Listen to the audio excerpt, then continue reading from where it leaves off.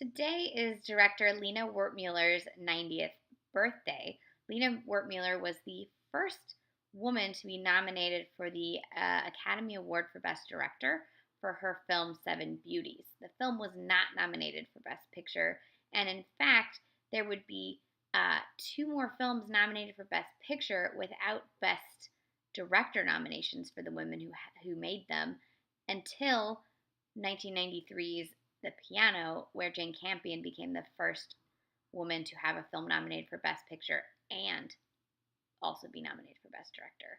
It's a long time in between films. There's still only 5 women, all of whom are white. That's neither here nor there. Lina Wertmüller has actually a very long name. You should look it up. It's very long. I just noticed this.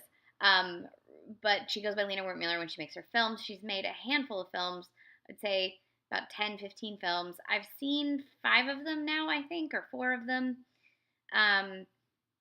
They're on Filmstruck. So I'd seen 2 of them in theaters many years back, and then one when I did A Year with Women. I also hit my 5,000th film, and so that I saved for Seven Beauties, which is the film she was nominated for Best Director for. So today, in honor of her birthday, I decided to watch one of the ones on Filmstruck that I hadn't seen before, and so I'm going to do it in chronological order, and thus I watched The Seduction of Mimi. Now, for the longest time, I thought Mimi was a girl, because Mimi's a girl's name, and I don't know. But then Mimi is played by Giancarlo Giannini, who is not a girl, so that's kind of part of the joke.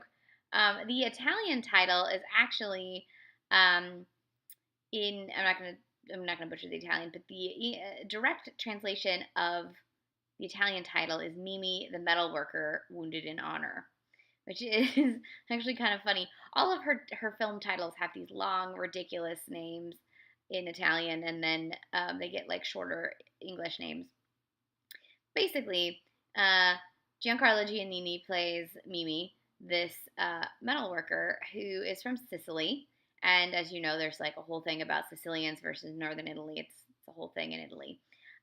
He does not want to vote for the mob-backed candidate, and so he gets blacklisted from the place where he works and decides to go to Turin up in the north and seek work there. However, he's an idiot and gets himself involved in yet another mafia. Slowly, he realizes that all of these mafias are all related because they have this 3 moles on their face, and the way that Wertmüller films it with him zooming in on the moles is quite wonderful, and kind of reminded me of the way it happens in the second Austin Powers, and I wonder if that was an inspiration. Meanwhile, while in Turin, he meets some communists, one of whom is played by the other player who shows up in a lot of Lina Wertmüller's films, Mariangela Melato. So she is a virgin who has never slept with anyone because she's never been in love, and she refuses to be seduced by Mimi until he slowly breaks her down and they fall in love. And then they have, like kind of a hippie communist love affair, wearing beautiful knitted sweaters, and have a love baby. However, he gets mixed up in another mafia, gets sent back to Sicily, has to hide his mistress and his new child from his wife, who's in Sicily.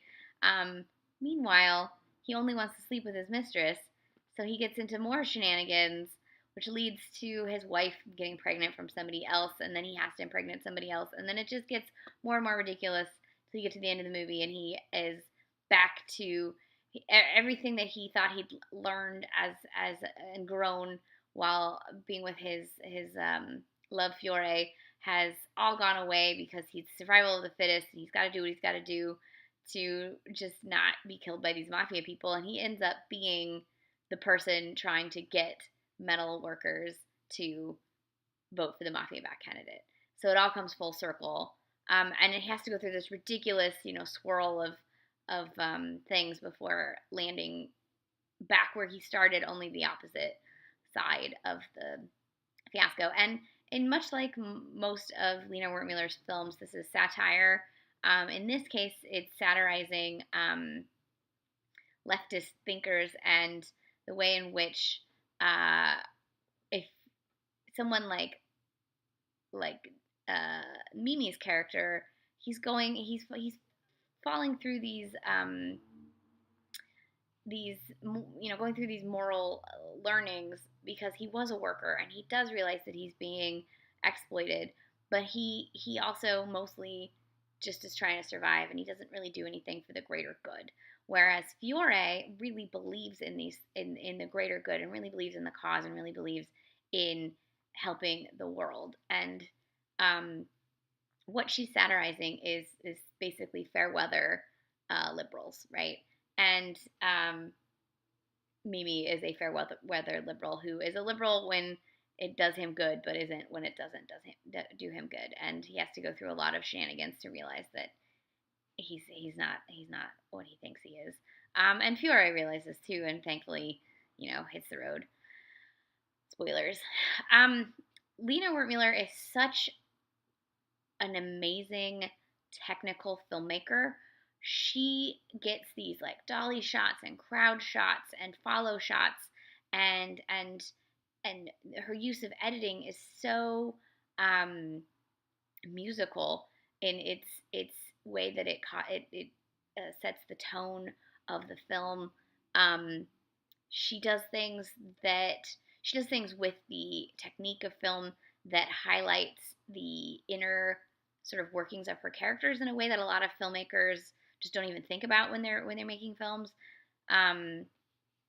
She's definitely someone who wants you to be aware that you're watching a film, and that the point of view that you're getting in this film is Mimi's point of view. She uses music in really comical ways that I always really enjoy, and she just makes a damn good film. And I've yet to see one that has disappointed me. I've only seen her 70s films, so I don't know. I have All Screwed Up next. That's the next one on her filmography that we have on Filmstruck that I haven't seen, so I'm really looking forward to that. I love the way she captures the unique presence of both Giancarlo Giannini and Mariangela. Just gonna say it right. Mariangela Melato's like just essence. They have very unique looks and very unique just screen presence, and they have great chemistry together. And Wertmüller really plays up on that. My one hesitation on this film is that the end, in its ridiculousness, sort of loses sight of Mariangela's character a little bit, and I was like, no, bring her back. And then when they do bring her back, it's like, oh, that wasn't quite enough. That's my one complaint. Otherwise, I just thought this was a delightfully hilarious film that's action-packed and insightful and just all around a delightful film. So this is The Seduction of Mimi. You can watch it on Filmstruck right now. If you have Filmstruck, you can get it from Kino on DVD. I think that DVD's out of print, though, so you should just watch it on Filmstruck. And this is from Lina Wertmüller, who is 90 years old today.